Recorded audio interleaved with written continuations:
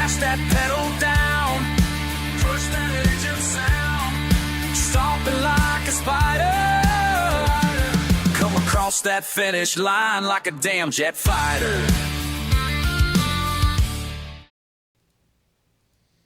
Hey guys, welcome back to Team Gator Racing here on YouTube. My name is Roger, aka the Rusty Throttle. We were talking about doing iRacing setups using AI, and I posted this on Reddit, and man, we really brought out the Karens in there. We've had comments like, "Oh, you can use your brain." First of all, how would that work if you don't already understand how to do setups? Apparently, Mr. Necessary Yellow 530 is not using his brain.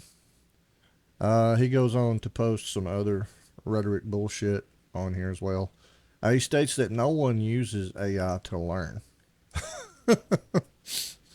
Okay. And that people that know how to learn do research. Wouldn't using AI be doing research? I would think. And then he continues to say that people that have no interest in learning use AI. That's got to be the dumbest comment that I've ever seen on Reddit. Mr. Necessary Yellow 530, you should be named Unnecessary Yellow. If you use AI, you're using AI to learn. If you want to learn, then you use AI. Right? I don't know. You tell me. Let's move on to the next one. And before I do, though, I want to say you can go on to Google and just type in a random search and get 50 different answers on a problem that you've got. And then you can assume that one of those 50 is the correct answer. And you're basically just going to be gambling, trying to pick the right one. So, for instance, you want to go deep sea diving, and you go online to search about deep sea diving, and I can create you an article to explain to you everything that you need to do while you're deep sea diving. And then you go out, do your dive, and the next day your family's online searching for the best ways to have a memorial, because you just killed your damn self because I had no idea what the hell I was talking about. That's what happens when you just do a random search. Now, when you use AI, you can get a better feedback, better answers on what these changes are, how to make them, why to make them. AI is pretty smart when it comes to things like this. So you decide you can either do like Mr. Unnecessary Yellow and just wing it, or you can follow along with me and learn how to actually do it.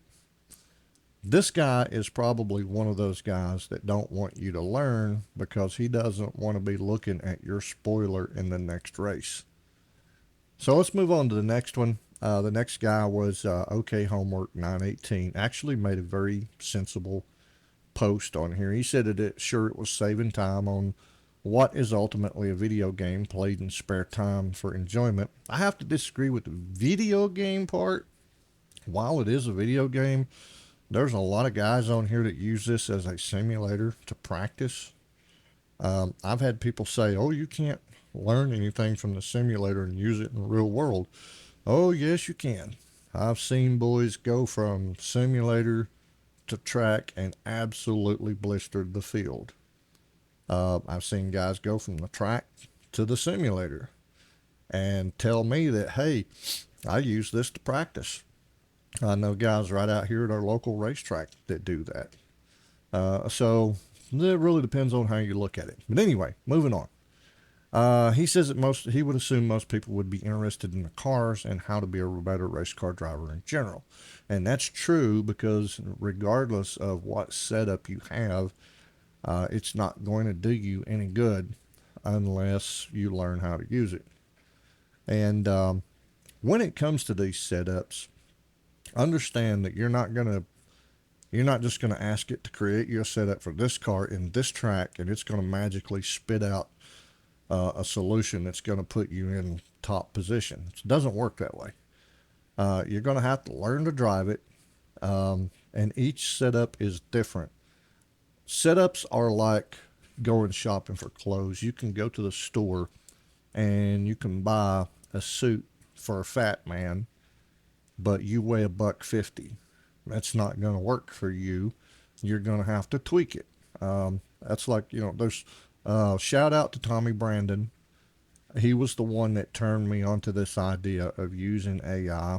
I like all his videos. Really good guy. Put in a lot of work.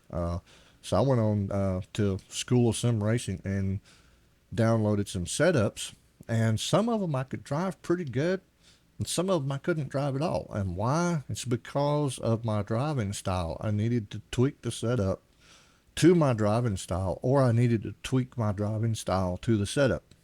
And I think it's better to tweak the setup to my style. That way I'm not having to completely relearn my driving technique. There is some that I do want to work on, and that's throttle control, and I'm a very aggressive driver. But anyway, moving forward. So this guy goes on to say that it would be like using AI to code a website and then it breaks 12 months later and you can't fix it and you're sort of screwed. Learn the basics and then use AI to supplement that. Well, I agree with that. That makes sense. So you're going to need to understand setups as we go forward. And then what you're going to be doing is tweaking. When I say building a setup, I don't mean that you're going to let AI completely build a setup for you.